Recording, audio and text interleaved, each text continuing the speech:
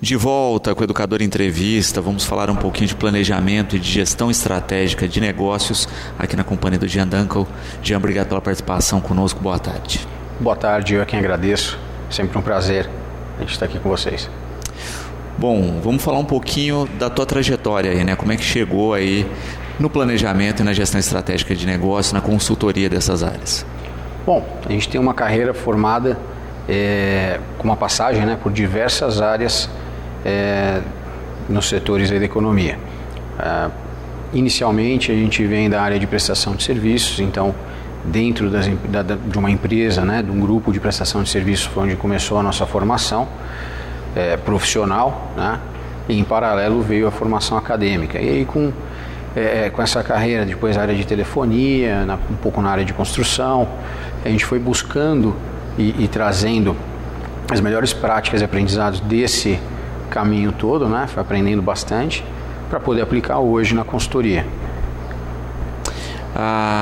E a gente percebe que esse normalmente é o ponto fraco do brasileiro, né? Planejamento e gestão, né? A gente é um dos países que mais monta empresas no mundo e é o que mais fecha simultaneamente, né? A que se atribui isso? Então, o brasileiro é um povo muito criativo, né? E a gente tem uma grande facilidade em se adaptar, né? A capacidade de adaptação também é muito grande.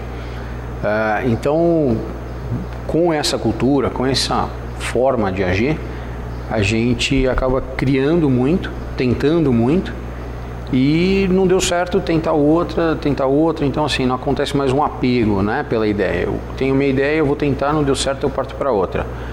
E de fato a falta de planejamento muitas vezes é o que faz com que as coisas não dê certo, e não porque a ideia era ruim, né? É comum a gente encontrar empresas que têm um ponto muito bom, um produto muito bom, um atendimento muito bom, ou seja, é uma empresa que aos olhos do cliente ela é ótima, né? Uma empresa muito boa, porém essa empresa não dura mais do que um ano e meio.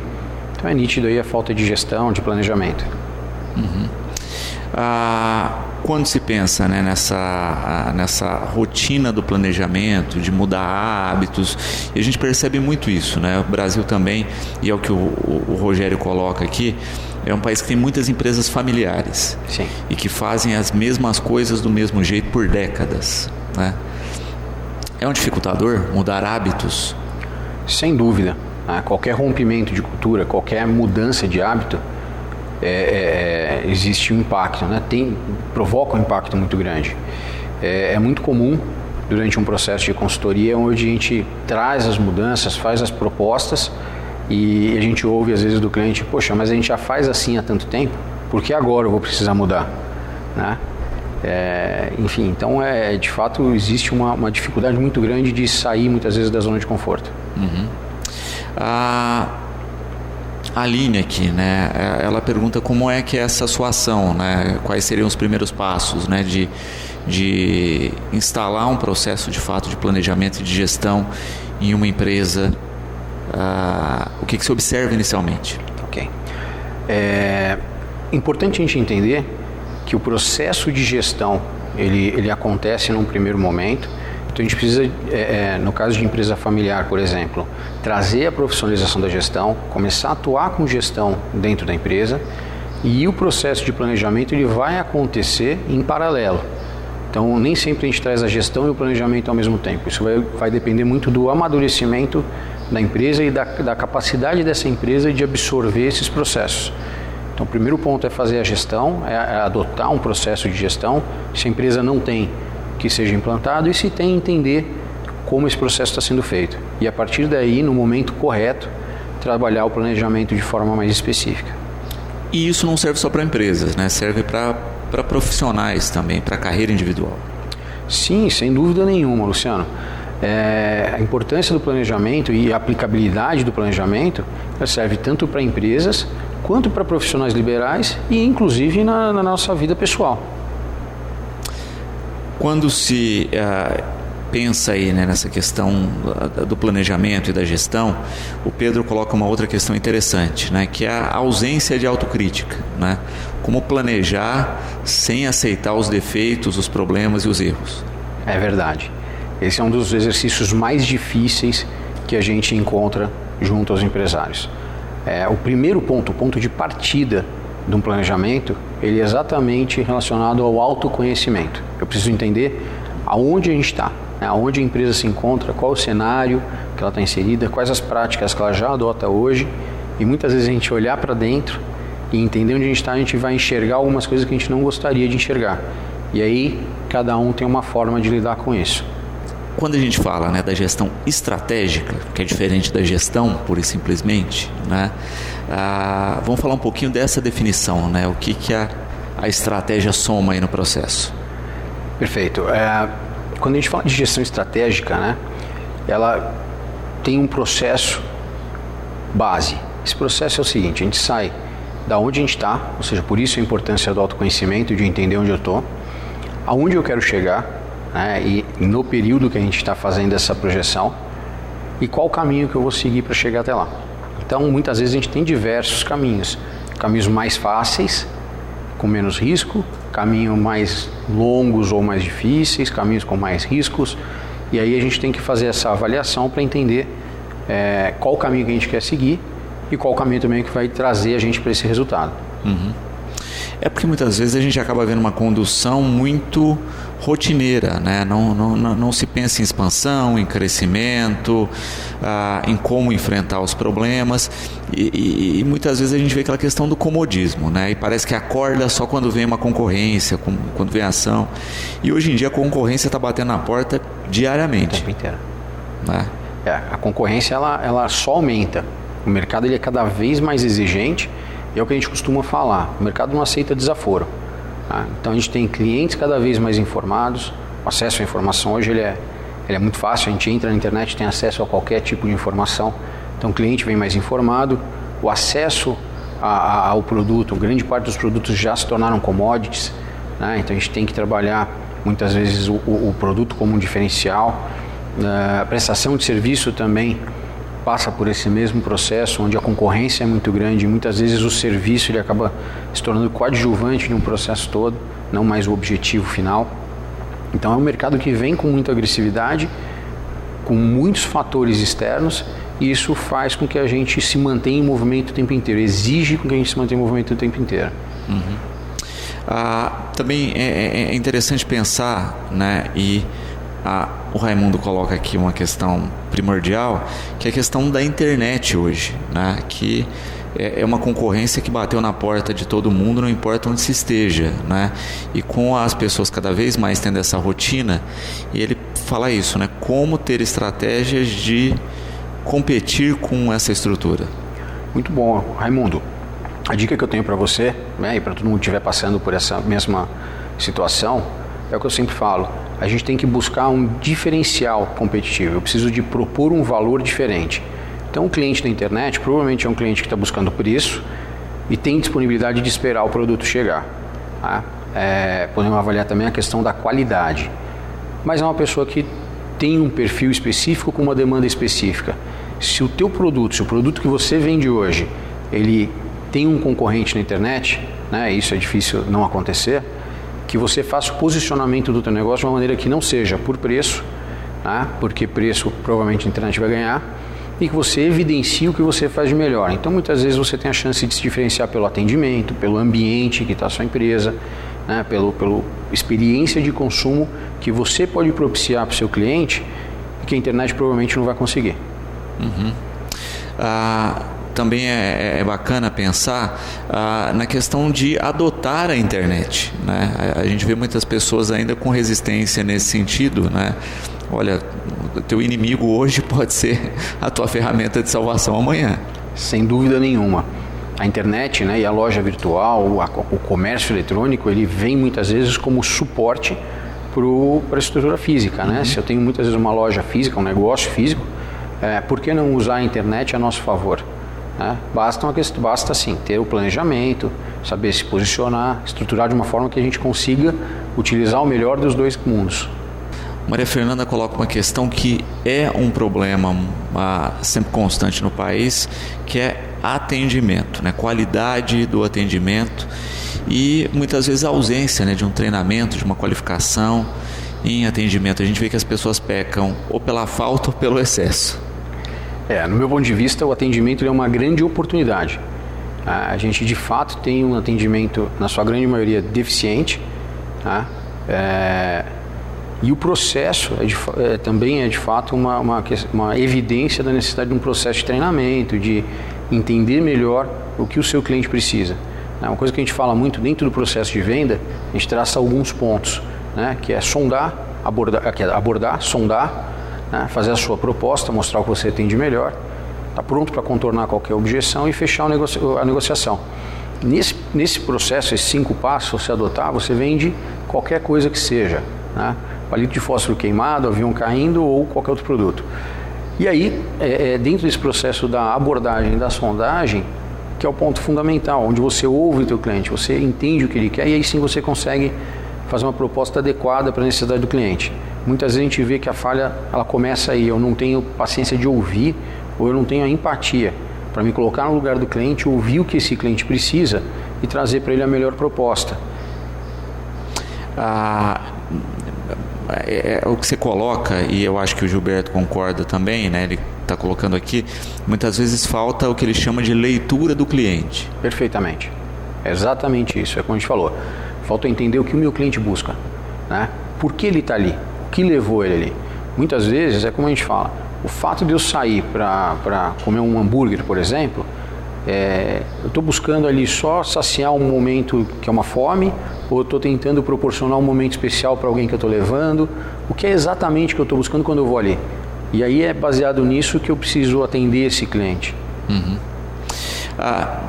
E a gente observa também muito essa questão, né? Em alguns aspectos. Quando você não faz uma leitura correta do cliente, você não sabe o que oferecer, né? Então tem que ter essa sensibilidade de leitura do cliente e conhecer bem também os produtos com os quais você trabalha, para saber se vai atender de fato aquela situação, né? Então a gente percebe muitas vezes que o vendedor aí no caso, né? Muitas vezes ele não conhece com o material que ele trabalha. Sim, muitas vezes desconhece, é como você falou. Eu tenho que entender, eu tenho que ter repertório. Então eu preciso conhecer profundamente meus produtos, o que eu tenho para oferecer dentro do meu estabelecimento, seja produto ou seja serviço, isso se enquadra. Eu preciso conhecer a fundo tudo que eu tenho para oferecer, prazos, características técnicas, especificações, o que vem nesse produto, o que está incluso nesse serviço, para que eu possa oferecer o melhor para o meu cliente. E a gente encontra bastante no mercado ainda um vendedor, uma pessoa de contato que ela está desalinhada com isso, né? Muitas vezes até a questão cultural. Qual é a cultura da empresa? Qual é o que uma empresa oferece de valor? Né? Então, é falta de treinamento, é falta de trazer a pessoa para dentro do negócio, integrar essa pessoa e cobrar dela que ela conheça não só os nossos produtos, não só o que a gente oferece, mas também o que o mercado tem. Porque muitas vezes o cliente ele já vem, né? Como a gente falou agora há pouco, a internet ela traz muita informação. Então esse cliente, esse consumidor, ele consegue olhar, ele já vem com diversos parâmetros de comparação. Então eu preciso saber o que eu tenho disponível no mercado para poder oferecer o melhor que eu tenho aqui dentro. Quando se fala nessa questão, né, da ação de planejamento, a gente conversava aqui no intervalo, a própria cara de uma loja, a disponibilidade dos produtos facilita ou complica o atendimento? Sem dúvida nenhuma, o layout ele é extremamente importante. A gente trabalha o fluxo do cliente dentro da loja. A gente vive hoje a era da experiência, a experiência de consumo. Então eu preciso me preocupar em proporcionar a melhor experiência possível para o meu cliente dentro do meu estabelecimento, pensando desde a hora que ele entra até a hora que ele vai sair. Então a gente já percebe grandes alterações no mercado varejista, onde redes de supermercado mudam o formato de check-out com a fila única, ou seja, o cliente ele passa por um corredor para sair e abre uma fila única para todos os caixas. Isso é uma evolução. E nesse processo de saída desse cliente, né, que a gente chama de check-out, ele coloca ali um monte de outros produtos que podem atender. Isso aumenta o volume de venda, o valor da venda, né? O cliente ele compra mais, aumenta o ticket médio dele e proporciona para ele uma experiência onde ele faz sentido a passagem dele por dentro do nosso estabelecimento. E se observa o quanto a não organização nesse sentido é prejudicial, né? Você citou aí os pontos positivos de uma boa organização, mas a gente percebe ainda muitas estruturas pouco organizadas e que, enfim, né, deixam o cliente pensando duas vezes se volta ou não no estabelecimento. É verdade. O cliente ele precisa se sentir bem atendido. Então, muitas vezes o cliente ele precisa atravessar a loja para buscar um produto e voltar, né? E é interessante, Luciano, que a logística e o layout ele também interfere, impacta no processo produtivo. Se a gente tiver uma área de operação bem pensada, eu paro de ter os funcionários batendo cabeça. Às vezes eu consigo melhorar a quantidade de pessoas e consigo melhorar a minha agilidade na hora de fazer o produto, de oferecer o produto para o meu cliente. Porque eu preciso de ter aquele fluxo dos colaboradores, dos funcionários, bem desenvolvido também. Então, muitas vezes a gente vê o funcionário batendo cabeça, um tropeçando no outro, dentro do mesmo estabelecimento, coisa que não poderia acontecer de jeito nenhum. Uhum.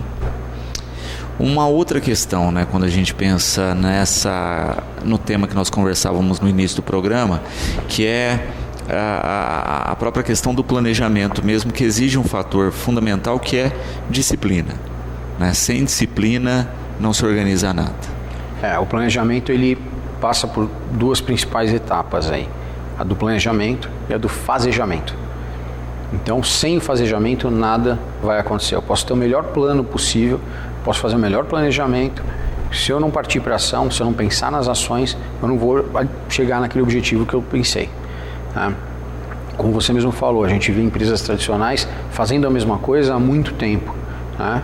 E tem uma fala aí, já há algum tempo, né, antiga, que fala exatamente sobre isso. Né? É insano a gente tentar chegar em novos objetivos fazendo as mesmas coisas. Né? Se não me engano foi Einstein quem falou isso. Uhum. E é de fato essa questão. Se eu não tiver disciplina para eu mudar, para eu seguir as orientações, para eu seguir as ações que demandam para eu alcançar o objetivo, eu não vou conseguir alcançar de forma alguma. E muitas vezes a gente vê também essa questão, né, prática. E olha, eu abri um estabelecimento voltado à alimentação, né? Eu tenho que ter a noção que eu vou trabalhar feito um louco produzindo alimentos, e quando eu terminar de atender eu vou ter todo um trabalho feito um louco para colocar a casa em ordem, para limpar, para organizar essa estrutura, para deixar pronto para o dia seguinte, né? Da mesma forma, né, olha, eu tenho uma loja, eu vou organizar cabides, roupa, distribuição, organização disso, e o dia todo eu vou ter que continuar reorganizando, porque eu vou tirar isso de prateleiras, eu vou tirar de cabides. Então é uma questão de disciplina e de entender que a rotina é trabalhosa. A rotina é extremamente pesada, né? Empreender não tem glamour nenhum, ao contrário do que muita gente pensa, né? Vou ser empresário, vou empreender, isso vai me colocar num status diferenciado. Pelo contrário, a gente vai trabalhar muito mais, a diferença é que você trabalha em prol do seu negócio, né? E tem uma fala que a gente usa bastante, que é empreender, pular do precipício e começar a construir o avião. Ou seja, 24 horas por dia eu estou pensando no negócio, eu estou fazendo esse negócio acontecer. Não é simplesmente porque fechou a porta do estabelecimento, fechou a porta da empresa, a gente desliga, vai embora. O pensamento no seu negócio ele é o tempo inteiro. Já a gente falando o programa todo aí a respeito, né, dessa questão do planejamento, da gestão, da disciplina, a gente falou de autocrítica em determinado momento, né, e a Eva coloca uma questão primordial: o quanto é difícil das pessoas observarem e se observarem, né, porque estão na rotina de uma maneira, né, tão mergulhadas ali que não conseguem ver onde estão errando. Esse é um fator extremamente importante de se avaliar. O empresário, quando ele monta um negócio, ele monta pensando no objetivo dele, no objeto fim, né? Ou seja, se eu monto hoje um restaurante, provavelmente porque eu tenho alguma afinidade com esse tema. Eu sei cozinhar ou eu gosto de comida. Dificilmente a gente vê um empresário que começou um negócio e fala assim: poxa, eu montei isso porque eu gosto de gestão. Eu gostei disso porque tô louco para fazer um fluxo de caixa, tô louco para fazer um planejamento estratégico. Isso não acontece com grande frequência. Geralmente o negócio dele é prestar um serviço ou oferecer um produto, que é um produto que ele tem afinidade. E ele se envolve na operação. E aí o tempo inteiro ele está envolvido na operação, a operação demanda muito. Então, por isso a importância de muitas vezes você trazer alguém com a visão externa, que possa pontuar e possa te mostrar e até tirar um pouco você da operação, para que você consiga enxergar esses pontos que estão sendo enxergados para as pessoas que vêm de fora. E a gente acaba também tendo essa questão, né, de muitas vezes medo da mudança, né, quando a gente fala de algumas empresas mais tradicionais que ficam com medo e às vezes são atropeladas justamente por não empreenderem nesse sentido. Sim, o medo ele é um fator que atrapalha muito. Empreender também é assumir risco, principalmente assumir risco. Então preciso conseguir enxergar as mudanças do mercado, um mercado extremamente dinâmico, com grandes mudanças o tempo inteiro, e se a gente ficar parado a gente vai ser atropelado. Então o tempo inteiro a gente tem que estar em constante atualização e assumindo os riscos de mudança assim, sem medo, né? Se tiver medo, vai com medo mesmo. Sem dúvida. O Guilherme coloca uma questão que também é interessante, né? Da questão hoje da diversidade, né? Olha, o empreendimento, quanto mais diverso, mais ele pode atender, mas a gente percebe muita gente ainda numa rotina simplista, né? Então vamos pensar num exemplo aí, uma cafeteria, né? Então a gente teve por décadas o lugar que vendia o cafezinho expresso, tão somente, nada mais. Hoje em dia não cabe mais isso, né? Ou eu tenho uma diversidade, ou eu agrado vários tipos de cliente, ou eu não sobrevivo. A gente precisa pensar na especialização, ou seja, eu preciso saber o que eu ofereço e ter um aprofundamento técnico no que eu ofereço, mas de fato a gente percebe também que os ambientes, as empresas que oferecem única e exclusivamente um serviço ou um produto, elas têm mais dificuldade. Então, dentro da proposta de gerar uma experiência, que essa experiência seja completa. Não basta eu ter a cafeteria, eu preciso ter na minha cafeteria diversos métodos, diversos cafés de diversas áreas. Então, trazendo esse exemplo para o café, né, como a gente estava falando, que a cafeteria ela não oferece mais o café. O café ele deixa de ser o objeto fim, o produto principal. Ele acaba estando ali, mas tem toda a experiência, todo o ambiente, tudo o que acontece que permeia esse cafezinho, né, o momento, aquela conversa com um amigo, tudo que o café proporciona, que é intrínseco, né, que às vezes a gente não consegue ver, não pega, mas que é o que faz a cafeteria funcionar. Sem dúvida. E de fato, né, se fala muito na questão do futuro de diversas profissões que não vão mais existir, de novas profissões que estão surgindo, mas quando a gente para observar, na verdade as profissões estão se transformando, né? Então a gente tinha, sei lá, datilógrafo do passado hoje, né, que é lógico, a máquina de escrever foi substituída pelo computador, mas ainda é um processo com similaridade, né? E a gente percebe também uma transição, é lógico que hoje mais rápida do que no passado, só que muitas vezes as pessoas não se disponibilizam à transição. O que a gente percebe muito é que tá em moda, né? A gente não sai de uma roda de conversa, não sai de uma reunião sem que alguém toque no tema da inovação disruptiva, né? Tudo é muito disruptivo, precisa inventar o novo. O disruptivo ele tem uma parte que é bacana, mas por outro lado ele torna o que existia antes obsoleto. E aí a gente aposta hoje, na grande maioria, das mudanças, das inovações que são incrementais. Ou seja, eu trago os processos e melhoro, mas sem deixar obsoleto o processo antigo, sem deixar o que existia para trás. E nessa melhoria, a gente entende também que o melhor caminho é pela simplicidade. Às vezes a gente percebe uma necessidade de florear muito, de achar um caminho muito diferente, de criar uma coisa muito fora do contexto e esquece da simplicidade. Como a gente falou, eu gero uma experiência de um atendimento sensacional, cuidando das pessoas. Que muitas vezes isso não está relacionado à tecnologia. Eu não preciso ter um lugar mais tecnológico possível para gerar uma experiência muito boa. Ao passo que é óbvio, se o meu propósito for gerar uma experiência em tecnologia, eu preciso investir em tecnologia sem dúvida. Porque também a gente essa é a dualidade, né, da humanidade nesse sentido, né? Porque ao mesmo tempo que você tem novas tecnologias surgindo, você tem questões artesanais, né, ou que tem um peso histórico formal, né? Um exemplo que a gente tem aí hoje é o ressurgimento do vinil, né? imperou por muito tempo, etc. Surgiu o CD, sai o vinil de cena, agora a gente tem as músicas todas em playlist, você baixa, etc. Aí o vinil ressurge, né, como uma ferramenta, a gente vê bandas e grupos relançando discos de vinil, e vinil vendendo daqui a pouco mais do que CD. Onde a gente fala, é a experiência causada. Quando eu ouço o vinil, eu estou voltando, eu estou remetendo a um momento que foi um momento bom, né? A uma era que foi muito, muito gostosa de ser vivida. Então, para quem já viveu aquela era, através do vinil, volta para aquele tempo, né? O vinil remete a uma sensação gostosa.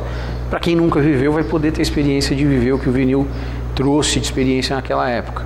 Né? É onde a gente fala, às vezes o processo mais simples, às vezes usar a tecnologia a nosso favor é positivo, mas muitas vezes também, quando eu venho para a raiz, se você for avaliar a questão de customização, né?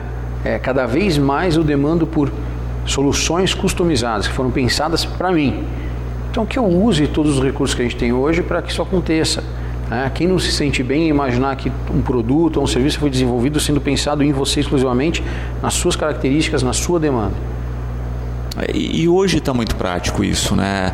Se a gente for pensar desde um lojista a um profissional aí da estética, da beleza, do cabelo, etc. Se você não tiver uma fichinha do cliente, se você não souber dos gostos específicos, né? E hoje você está com a coisa na palma da mão, né? Você tem um cadastro lá, você acessa esse arquivo de maneira muito mais rápida, né? Isso faz total diferença hoje. Faz muita diferença. É usar a tecnologia a favor para cuidar do processo simples. Hoje a gente tem sistemas de CRM super equipados e é onde cuida diretamente do relacionamento com esse cliente. Então eu consigo, por exemplo, entender com que frequência esse cliente compra, qual produto ele gosta mais dentro de um processo. Você pode fazer isso via sistemas, mas também pode fazer isso na mão. Né? Para quem ainda não tem um processo de CRM, um software implantado, pode cuidar desses detalhes. É óbvio que pelo software a gente tem muito mais amplitude de ação. Eu consigo rastrear e aplicar um filtro para eu recebi, vamos falar uma loja de roupa, recebi camisa azul tamanho grande. Eu consigo ali filtrar quem são os meus clientes que gostam da cor azul, que vestem tamanho grande e que gostam e que compram camisa, que fizeram isso nos últimos anos, nos últimos meses. E a partir daí eu consigo fazer uma ação direcionada para esse cliente que vai potencializar a minha comunicação e consecutivamente minha venda. Jean, eu aproveito a pergunta do Caio aqui, né? Você trabalha diretamente com consultoria, com palestras também? Quem quiser conhecer o seu trabalho, onde e como deve procurar? Ok, a gente tem o telefone, né? A empresa é a CPD Consultoria, o nosso site www.cpdconsultoria.com.br e tem também nosso telefone, que é o WhatsApp, que é o 16 99322 9757. 99? 322 9757. Esse é o WhatsApp direto da empresa. Basta mandar uma mensagem para lá, a gente bate um papo. Maravilha.